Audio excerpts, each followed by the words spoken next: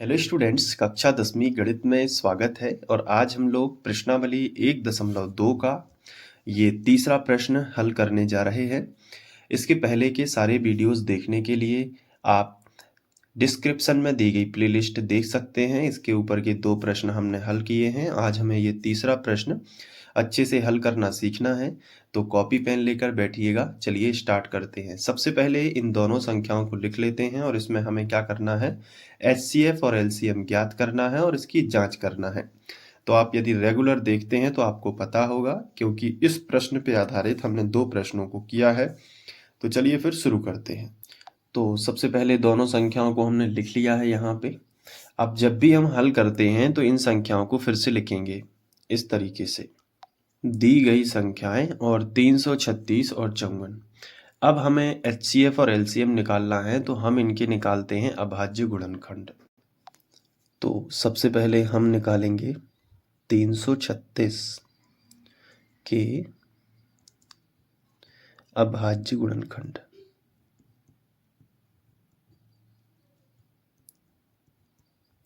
तो इस तरीके से आप हेडिंग डाल दोगे 336 के अभाज्य गुणनखंड। ठीक है, अब बराबर का चिन्ह लगा लो। 336 के अभाज्य गुणनखंड निकालने के लिए आपको क्या करना पड़ेगा, रफ में जाना पड़ेगा। ठीक है, रफ में चले जाओ यहाँ पे और यहाँ पे लिख लो 336 और इस तरीके से भाग का चिन्ह बना लो। भाग देना है, मतलब इसमें इकाई अंक में 6 है तो 2 से चला जाएगा, 2 एकम 2, फिर बचा 1 हो जाएंगे 13, 2 छंग 12, फिर बचा 1 हो जाएंगे 16, 2 अट्ठे 16। फिर 2 से चला जाएगा क्योंकि इकाई अंक में 8 है सम संख्या, तो 2 अट्ठे 16, ये पूरा 16 और 2 चौके 8। फिर चला जाएगा 2 से, तो आएगा 2 चौके 8 और 2 दूनी 4। फिर चला जाएगा 2 से, 2 दूनी 4, 2 एकम 2। फिर चला जाएगा 3 से क्योंकि 21 है, 30 आते 21। फिर चला जाएगा 7 से, 7 एकम 7। तो ऐसे भाग जाता है। ठीक है, तो अब जो भी हमें संख्या प्राप्त हुई है इसको हम गुणा में लिखेंगे। 1 2 3 4, तो 2 कितने बार आया है, 4 बार, और फिर से 1 बार आया है 3 और 1 बार आया है 7। तो हम यहाँ पे लिख सकते हैं कि 2 आया है 4 बार, तो 2 के ऊपर 4 की घात गुणित 1 बार आया है 3 और 1 बार आया है 7। ठीक है, यही देख के लिख लेना है बस, और कुछ भी नहीं है। देखो 1 2 3 4, 2 कितने बार आया है, 4 बार, फिर 1 बार कितना आया है 3 और 1 बार कितना आया है 7। तो 336 के अभाज्य गुणनखंड। अब कितने के, 54 के, तो हेडिंग लगाएंगे 54 के अभाज्य गुणनखंड। इस तरीके से आप लिख सकते हैं। और अब 54 के भी हम अभाज्य गुणनखंड निकालेंगे रफ में, तो यहाँ पे रफ पेपर का यूज कर लेते हैं। यहाँ पे लिख लेना 54, 2 से चला जाएगा, 2 दूनी 4, बचा 1, 2 सत्ते 14। फिर 3 से जाएगा क्योंकि 27 आ गया है, 2 से विभाजित नहीं होता 27, 3 नाम 27 होता है, तो 3 से चला जाएगा। फिर 3 से फिर चला जाएगा, 3 तिरका 9, और फिर 3 से फिर चला जाएगा, 3 एकम 3। तो यहाँ पे 3 आया है 3 बार और 2 आया है 1 बार, तो 2 गुणित 3 के ऊपर 3 की घात, ऐसे लिख सकते हैं। अब दोनों संख्याओं की जो एलसीएम है और एचसीएफ है, दोनों को निकालना है। तो सबसे पहले आप लिखेंगे कि एलसीएम कोष्टक में दोनों संख्याएं 336 और 54। एलसीएम मतलब लघुत्तम समावर्तक, यानी लाव सब लिखना है, बस रिपीट नहीं करना है, और सबसे ऊंची घातों को लिखना है। तो देखो यहाँ पे 2 के ऊपर 4 की घात है, यहाँ से लिखना स्टार्ट करना है, इस तरफ लिखना, इस तरफ नीचे लिखना, लेकिन रिपीट नहीं करना। देखो 2 के ऊपर 4 की घात है। अब 2 के ऊपर 4 की घात है तो संख्या 2 नीचे की पंक्ति में और देख लो कि ऐसा तो नहीं कि 2 के ऊपर 5 की घात हो, तो वो वाली लिखनी पड़ेगी क्योंकि हमें उच्चतम घातों को लिखना है। तो ये देखो 2 के ऊपर 4 की घात है, इससे ये तो 2 के ऊपर 1 की घात है, तो इससे अच्छा तो यही लिख लो, 2 के ऊपर 4 की घात। आगे बढ़ो, ये 3 है, लेकिन ये 3 नहीं लिखेंगे क्योंकि इसके नीचे वाली पंक्ति में 3 की उच्चतम घात है 3, तो ये ज़्यादा बेटर रहेगा। तो 3 के ऊपर 3 की घात लिखेंगे, ये वाला 3 नहीं लिखेंगे। फिर 7, 7 देखा तो नीचे की पंक्ति में चेक करो क्या 7 लिखे हैं, नहीं लिखे। 7 की उच्चतम घात यही है, तो यही लिखो। मतलब ऊंची घातों को लिखना है, रिपीट नहीं करना है। अब यहाँ फिर आएंगे तो यहाँ 2 लिखा है तो 2 तो पहले ही लिख गया है, यहाँ 3 लिखा है 3 पहले ही लिख गया, तो नहीं लिखना। 2 के ऊपर 4 की घात ज़्यादा बेटर है इस 2 के ऊपर 1 की घात से, तो इसलिए 2 के ऊपर 1 की घात नहीं लिखेंगे। अब इसको जो है हम कैलकुलेट कर लेंगे। 2 के ऊपर 4 की घात का मतलब क्या होता है, रफ में मैं आपको समझा देता हूँ। 2 के ऊपर 4 की घात का मतलब होता है 2 गुणित 2 गुणित 2 गुणित 2, यानी 4 बार लिखेंगे। तो 2 दूनी 4, 4 दूनी 8 और 8 दूनी 16, तो कितने आएंगे 16 गुणित 3 के ऊपर कितने की घात है 3 की घात, तो यहाँ 3 को हम लिखेंगे 3 बार, जैसे 3 गुणित 3 गुणित 3, तो कितने आए 3 का 9, 9 को गुणा 3 में होगा, 9 तिया 27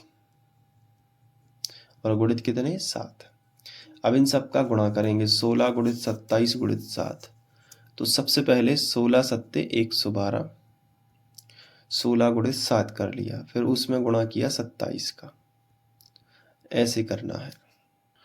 तो कैसे करोगे, अब 27 का तो पहाड़ा आता नहीं होगा आपको, तो 7 का कर लो पहले, 7 का इन तीनों संख्याओं में, फिर 2 का कर लो इन तीनों संख्याओं में। तो पहले 7 का करेंगे, 7 दूनी 14, 14 की 4 हासिल आ जाएगी 1, 7 एकम 7 और 1 8 और 7 एकम 7। अब 2 का कर लो, 2 दूनी 4, 2 एकम 2, 2 एकम 2।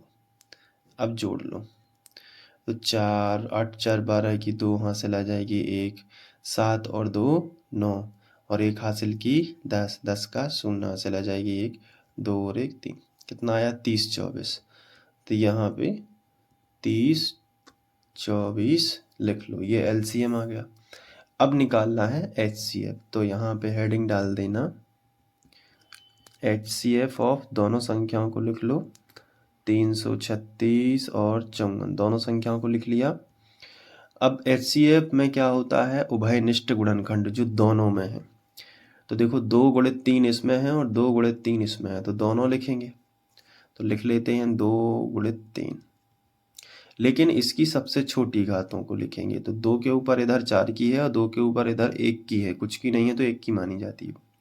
तो 2 के ऊपर 1 की घात छोटी घात मानी जाएगी और छोटी घातों को ही लिखना है। इसी तरीके से 3 यहाँ पे है और 3 के ऊपर 3 की घात यहाँ पे, तो छोटी घात कौन सी होगी 3, तो यहाँ पे आएगी 3।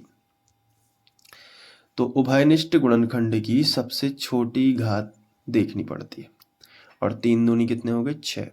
ठीक है, तो LCM HCF इस तरीके से लिखेंगे। तो HCF भी निकाल लिया है हमने और LCM भी निकाल लिया है। अब हम करेंगे इसकी जांच, तो हेडिंग लगाएंगे जांच, और जांच के लिए जो सूत्र होता है वो होता है दोनों संख्याओं का गुणा बराबर LCM गुणित HCF, बराबर क्या होगा LCM गुणित HCF। अब जो दोनों संख्याएं थी वो कितनी थी 336 और 54, तो दोनों संख्याओं का गुणा करेंगे 336 गुणित 54 बराबर LCM और HCF निकाला है जो वो देख लो। LCM निकाला है 30 24 और HCF निकाला है 6, दोनों को लिख लो 30 24 गुणा 6। अब देख लो क्या आएगा, तो इन दोनों का गुणा करते हैं रफ में। तो 30 24 गुणित 6, 6 चौके 24, 24 की 4 हासिल आ जाएगी 2, 6 दूनी 12 और 2 14 की 4 हासिल आ जाएगी 1, 6 शून्य 0 1 ज्यों का त्यों और 6 तिया 18, 18,144। तो यहाँ पे लिख लेंगे 18,144। अब इसका भी यदि 18,144 आता है इन दोनों का गुणा तो सही है, तो इसका भी कर लेते हैं इधर 336 गुणित 54, 4 का करेंगे पहले, 4 छंग 24 की 4 हासिल आ जाएगी 2, 4 तिया 12 और 2 14 की 4 हासिल आ जाएगी 1, 4 तिया 12 और 1 13। अब 5 का कर लेते हैं, 5 छक्के 30, 30 का शून्य, हासिल आ जाएगी 3, 5 तिया 15, 15 और 3 18, 18 की 8, हासिल आ जाएगी 1, 5 तिया 15 और 1 16। चलो देखते हैं कितना आता है। 4 4 8 3 11, 11 की 1, हासिल आ जाएगी 1, 6 और 1 7 और 1 हासिल की 8 और 1 18,144 ही आएगा, 144, जो कि सत्य है। दोनों बराबर है ना, तो नीचे लिख देना जो कि सत्य है। ठीक है, तो इस तरीके से जांच भी आपकी हो जाएगी। अब आप अच्छे से नोट कर लीजिए इसको, पूरा सवाल जो है, और इसी तरीके से एक बार प्रैक्टिस करिए। कुछ ज़्यादा कठिन नहीं था, है ना।